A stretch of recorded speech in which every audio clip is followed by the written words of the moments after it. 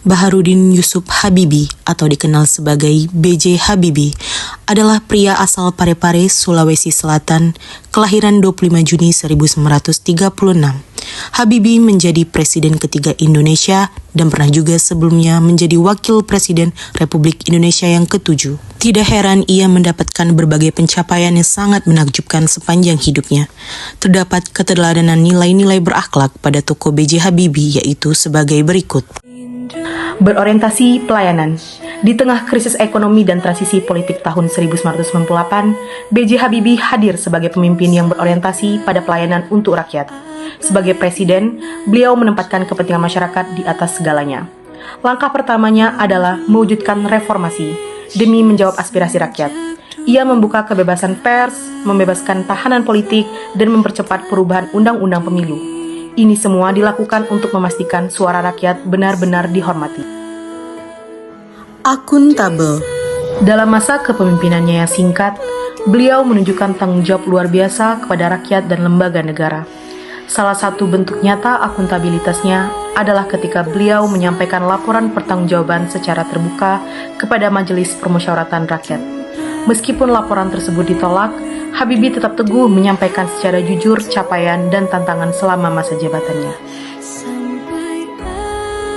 B.J. Habibie memiliki kompetensi yang luar biasa terutama dalam bidang teknologi dan kepemimpinan. Sebagai ahli teknologi penerbangan, Habibie berhasil menjadi insinyur kelas dunia dan menjadi wakil presiden di perusahaan Jerman MBB. Selain itu, B.J. Habibie juga sebagai Menteri Ristek berhasil mendirikan PT Dirgantara Indonesia yang memimpin pengembangan pesawat N250 yang memperlihatkan visinya dalam kemajuan teknologi nasional.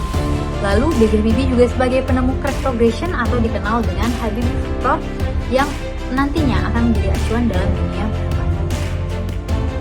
Habibie juga dikenal sebagai pribadi yang menghargai kebersamaan dan menjaga keharmonisan baik itu dalam keluarga dan pemerintahan. Cinta dan kesetiaannya kepada Ibu Ainun telah menjadi teladan.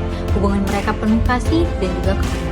Saat B.J. Habibie menjabat sebagai Presiden RI, ia membuka ruang dialog dan kebebasan pers, serta menghindari tindakan represif terhadap rakyat. Ia juga mencoba menjembatani antara militer dan juga rakyat setelah era Orde Baru, menunjukkan pendekatan kepemimpinan yang damai.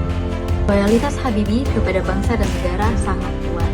Walau sudah sukses di luar negeri, ia memilih kembali mengabdi di pemerintahan Indonesia karena panggilan Presiden Soeharto menunjukkan dedikasinya kepada tanah air. Saat menjadi presiden, ia memfasilitasi reformasi politik dan pemilu yang bebas. Bahkan dengan rela menanggalkan jabatannya saat laporan pertanggungjawabannya tidak diterima oleh MPR. Ia juga memimpin Indonesia dalam masa yang sulit tanpa memperpanjang kekuasaan dan mengutamakan demokrasi serta reformasi. Adaptif. Saat menjabat sebagai presiden, B.J. Habibie dihadapkan pada situasi yang sulit. Inflasi tinggi dan nilai tukar rupiah terhadap dolar melambung tinggi. Untuk mengatasi krisis ekonomi, Pak Habibie mengambil beberapa kebijakan penting, yaitu pengendalian uang yang beredar, menaikkan suku bunga sertifikat bank Indonesia menjadi 70% dan menerapkan bank independen. Kolaboratif. Pada tahun 1998, saat di mana Presiden B.J. Habibie baru saja dilantik, keadaan perekonomian sedang berada dalam keadaan sulit. Namun B.J. Habibie berhasil membawa Indonesia